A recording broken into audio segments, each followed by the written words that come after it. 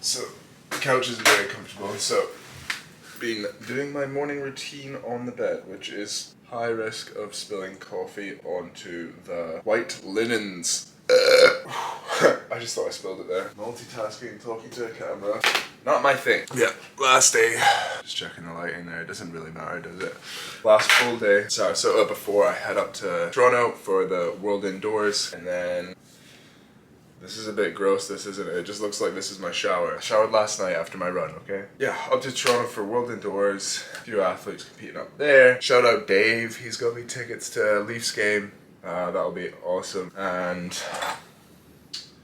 yeah, it'll be good to get back home. Really enjoying the trip so far. It's not done yet, obviously, but I'm definitely going to be back here arranging. I'm going to arrange something, make it work, because this place is just so nice. Try and see if Pauline can come over as well. Try and work that out. She's doing medical school, so that's a lot of work. Find a time that she can come over as well. That would just be perfect. Doing a Q&A today as well. I just put a poll up or a question up on Instagram. Anybody that wanted to ask questions, I'll answer them throughout the day. Try and make it a bit more interesting. So the battery just died there. But yeah, what was I saying? Going up to Toronto. Oh yeah, doing a Q&A. Try and maybe give some more value in these like videos. Might make it a bit more interesting. Just kind of following a day in the life sort of style with, I don't know, value. Figuring out as I go along. Just like how I'm figuring out how to stand in the light.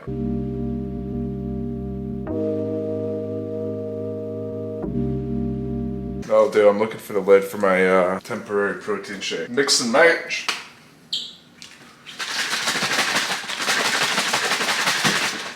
Alrighty. I think I got everything. Gonna have some oranges for that vitamin C. Cool. I'm a coach, so I gotta time stuff. Oh, am I zoomed in? That's a bit better. Alright, let's run into this.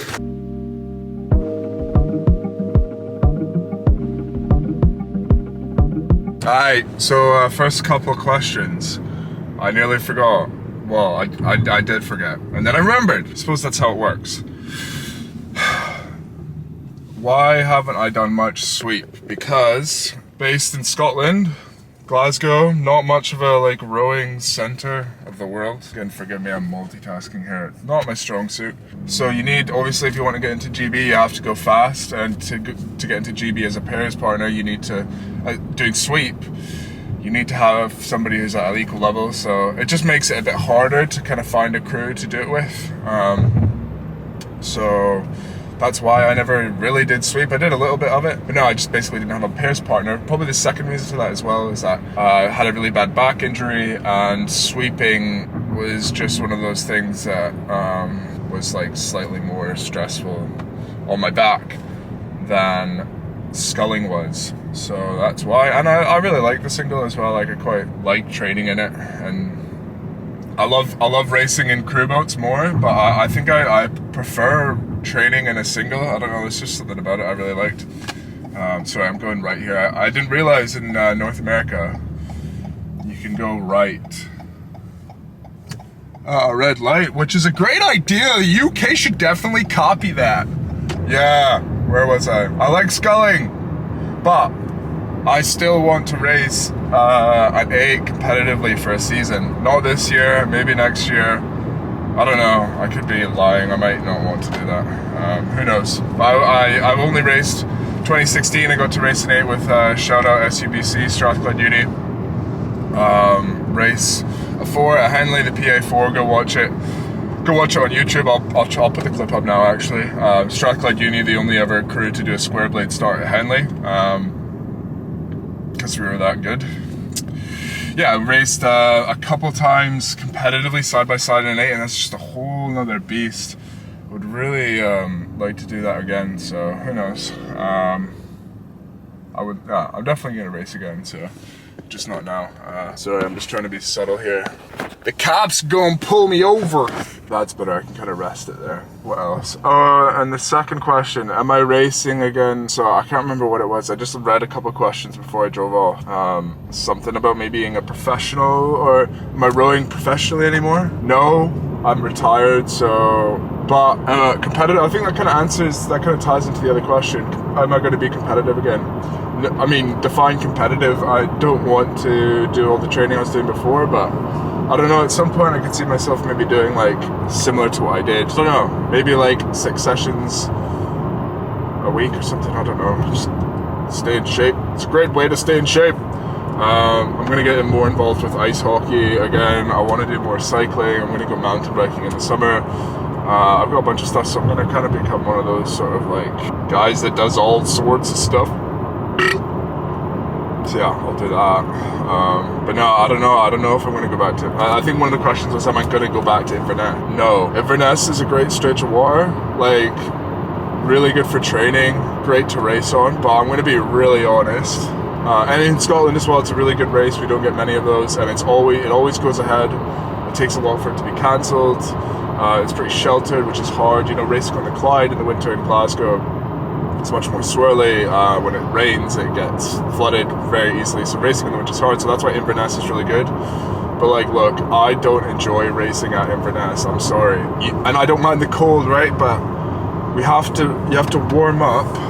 You have to paddle to the start and then sit on the start line for like 3. I think the longest I've waited on the start line at Inverness was 2 hours. Like, look, I'm sorry if you're for Inverness Rowing Club, and I understand like you need to have lots of entries for your club to get funded. I totally understand that and respect that, but look, it's just, I just get too cold to enjoy it. Like, I'm literally sitting there in a boat. I've got slightly wet because rowing's a water sport and you get splashed. And I'm sitting there in the start, freezing my goddamn butt off. It's just too cold. The one thing I did, me and Cam did actually, we went to the shops and bought hot water bottles, sat with those at the start, and then threw them at Colin. We handed them to Colin very politely, and then he put those down his pants. he cuddled those when he was coaching. So it's like a win-win. Oh my god, this is a tangent. Yeah, that made a difference, keeping our core body temperature warm. But the answer to that question is no, I'm not going to go back to Inverness to race. I might be back there to coach, probably at some point. But yeah, there you go. Okay, right, I'm driving now.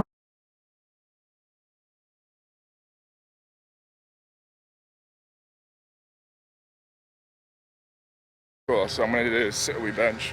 Zach's running late, so sit on a bench. So some questions.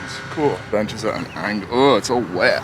My ass. This tripod is good. I like it. How's that? How's the lighting? See my beautiful face? Should I be looking into the sun? See my eyes? Right, questions. Okay, first one from James Ray. Shout out James Ray. Mr. Ray. He just said 12 times 4.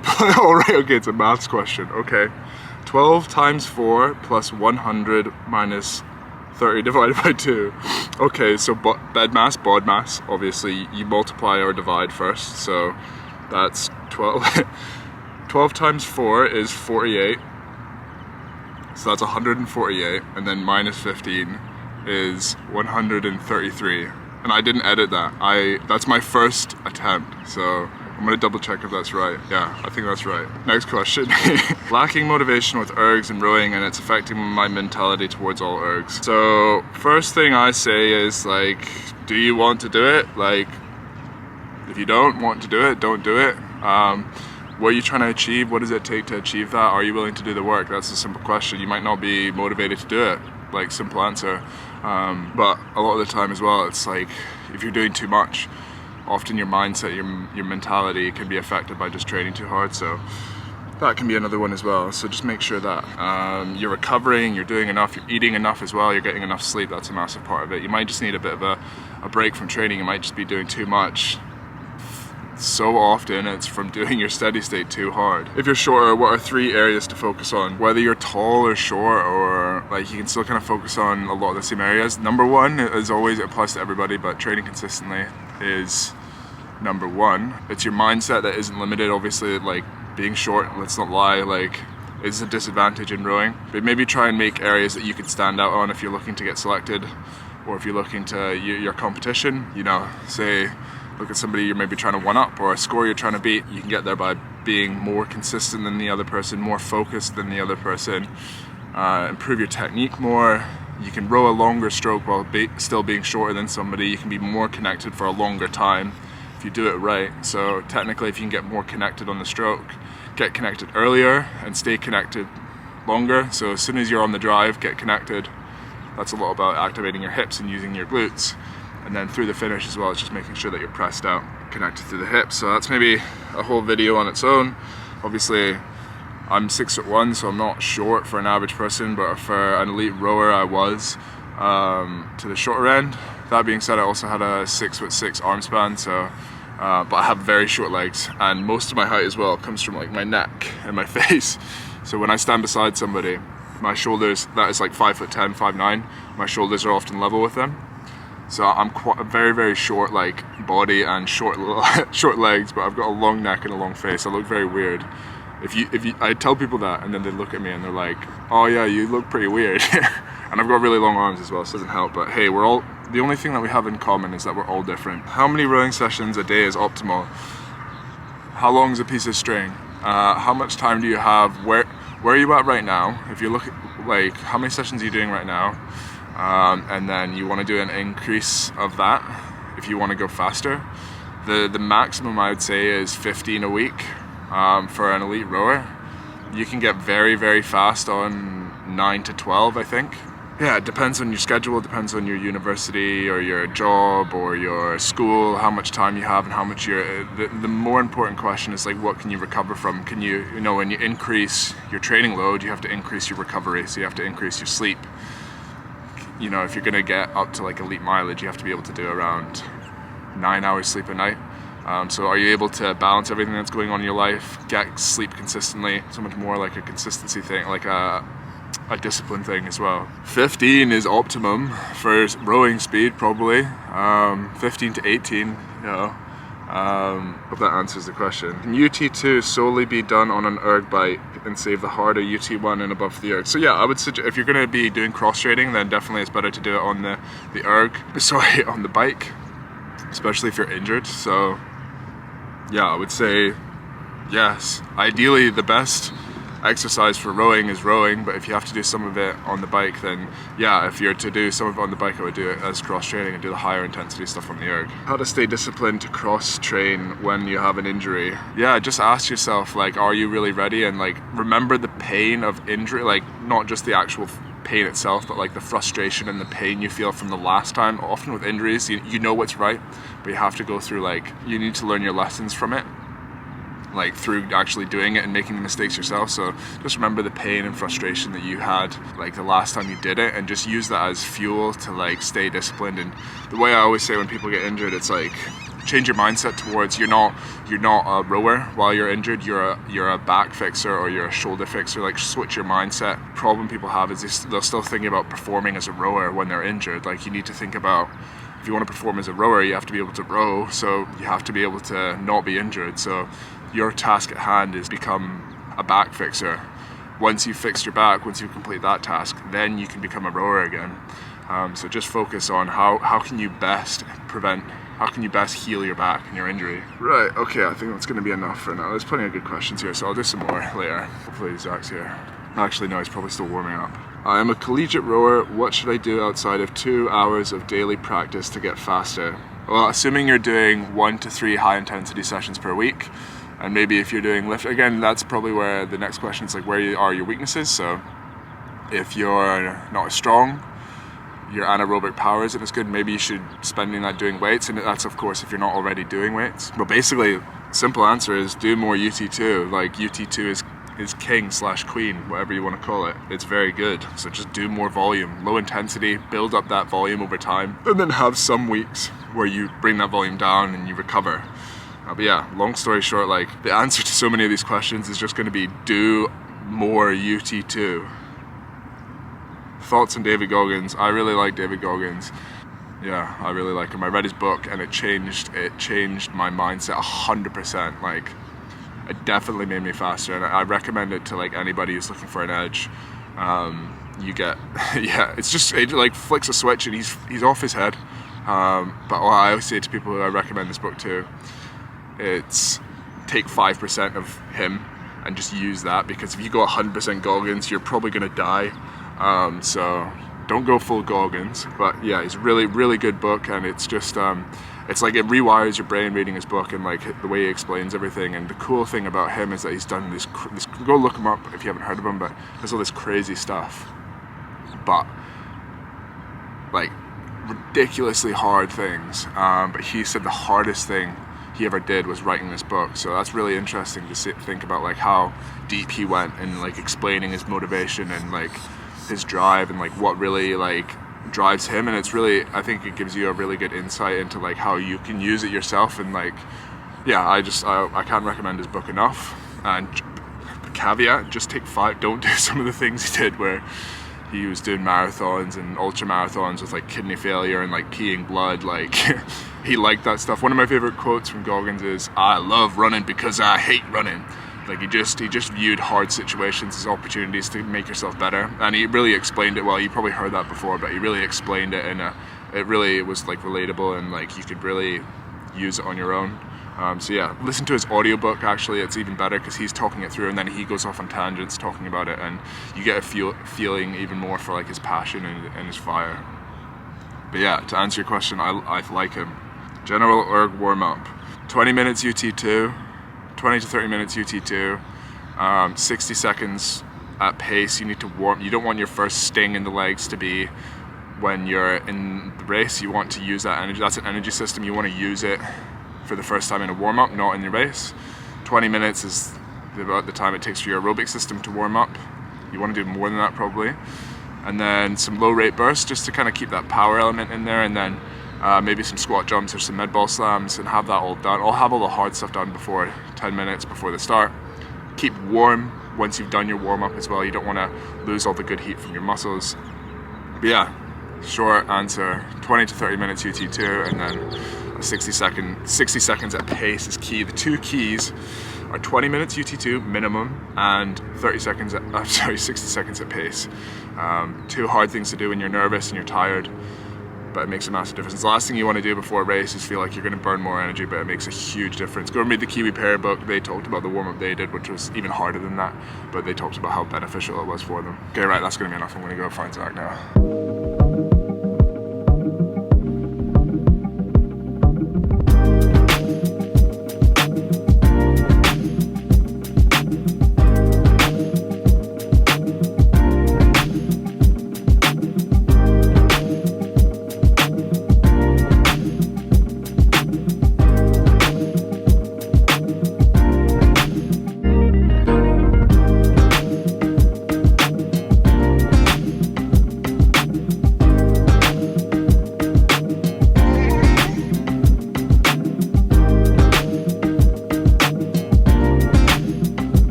Another question I had was, I'm listening to music right now and talking at the same time is a bit difficult, but I'll do my best. Another question I had was dealing with the pain cave in a 2K.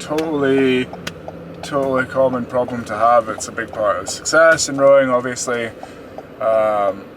First thing, view pain, view fatigue, view soreness, view that as good. That's a good thing. If you get halfway through 2K, view it like this. If you get halfway through 2K and you're not in pain, view that as a bad thing, because it means you could have gone harder in the first K. So just in your head, when you feel that fatigue start to kick in, and again, you know, I'm a big believer in like language and the words that you use, but I think pain, I don't know how many other ways there are to describe it, but you know, with the way you think about the word pain, is that a negative thing or is that a positive thing? Like, you do this sport because it's hard, you do it because it's a challenge, you choose to do it, and pain is like something that helps. Pain makes you faster.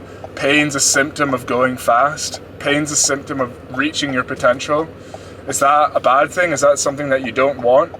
Chances are it's not. Chances are you chose this sport because you like the challenge and you like to see what your potential is. So the primate in our brain is telling us it's a bad thing, which is totally normal. Like, it's normal to avoid pain, but you just really have to actively be in charge of like what you perceive is going on in your body, and that's what I always talk about again, really actively fight against it. Like, if you just sit there and think it's going to be one quick trick or one phrase that's going to fix it for you, and then it's going to be like that, and you're going to no longer struggle with it, then it's not going to work.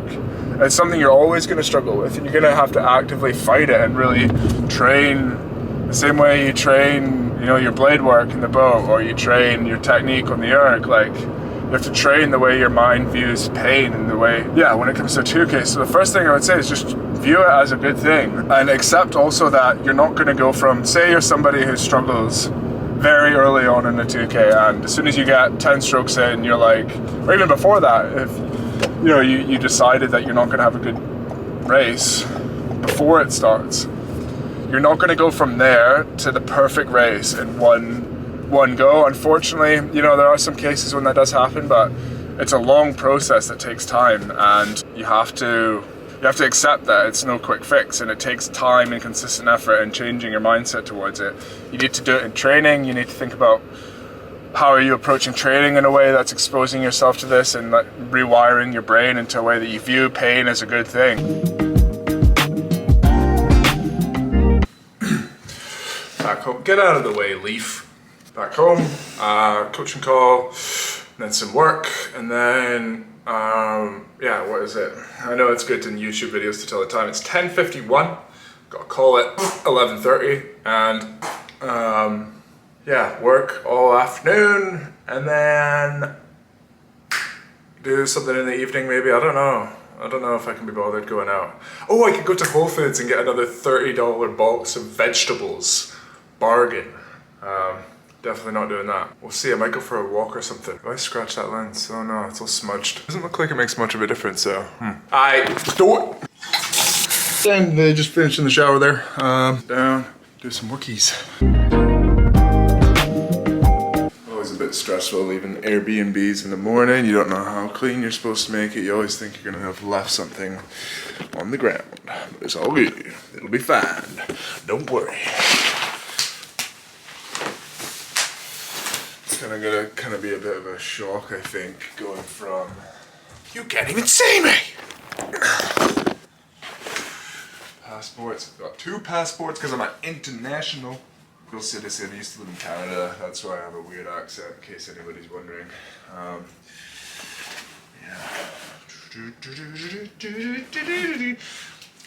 don't know if I can bring this on a flight as well. It's a bar.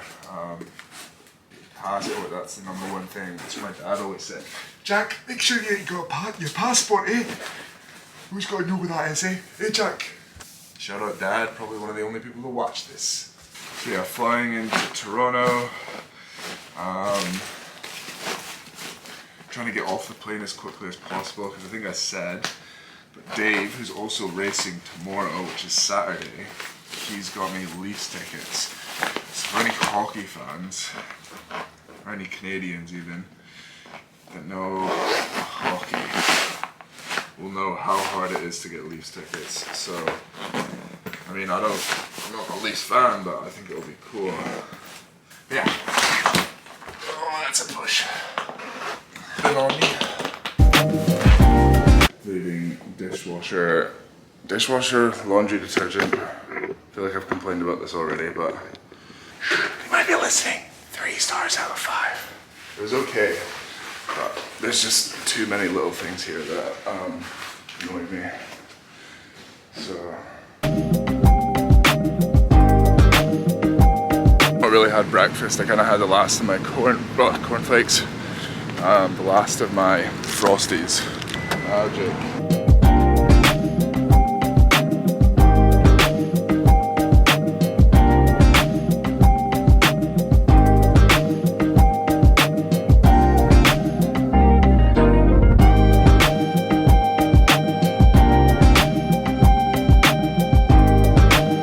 To figure out where my gate is first, and then I'm gonna find some food, and then probably going to try and do a bit of work and catch up on. This day's basically a write-off in terms of like programming and tech reviews and stuff, but we'll do our best. Yeah, so sold on that place. Only burger I found that's not got me in it so far. Hi, do you guys have Wi-Fi in here? Wi-Fi? No. Do you? MCO, okay, thank you. You'll see it, you just click on it and you'll be on. Thank you. So trying to do tech reviews here, and the music's blasting, so I'm setting up a little studio. Oh, I'll have to blur that. A little studio here to try and make myself heard out of all the noise.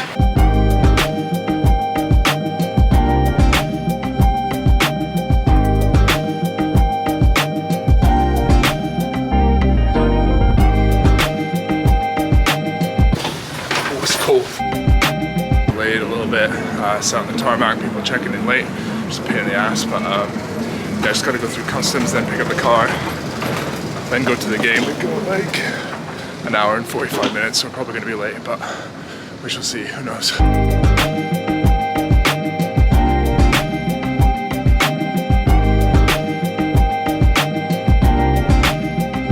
Oh yeah, it's cold, it's not that bad. Sick! This is class. Back late from got into the airport, picked up the rental car, and then yeah, we're running behind schedule, so I didn't really have time to check in or anything. So just Dave picked me up. We went straight to the game, and then yes, it was awesome. Who won? Toronto won in overtime. William Nylander scored a very good goal. Yeah, it's a good game. Really cool to go and see. Had to go and get some food from Burger Bros. It was the only place that's open this time, so this is something hot, not just random stuff from like a garage. Yeah, good chips. Or fries, I should say. Yeah. It's 11:30, so like a 17-hour day. Definitely time for bed.